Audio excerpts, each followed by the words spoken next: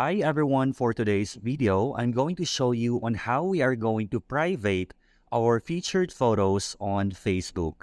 Let's get started. Firstly, we need to make sure that we do have an updated Facebook account. We can do so by going into our App Store and make sure that we do have an updated account. Once everything is set, then we can go ahead and log into our Facebook account. So once we're here, we can go ahead and click our profile icon. And if we try to scroll down, then it would allow us to see our featured photos. So just like, for example, this one. So if you notice on our screen right now, we have here my featured photo.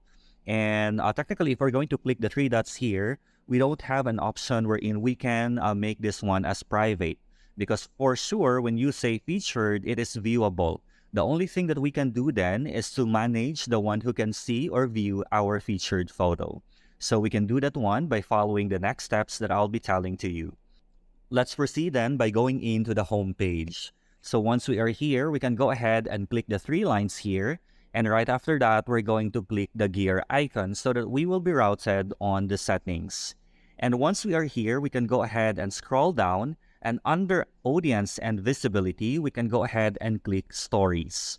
So if you notice on our screen right now, we do have an option in terms of story privacy. We can click this.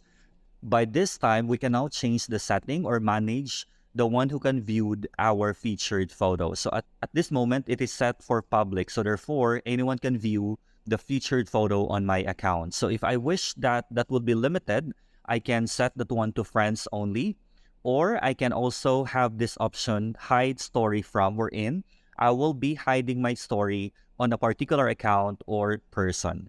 So you can also do custom if in case that you only wanted to share this particular story on a particular account or people. So there you have it. That's how we are going to private our featured photos on Facebook. I hope this video was helpful. Until the next one.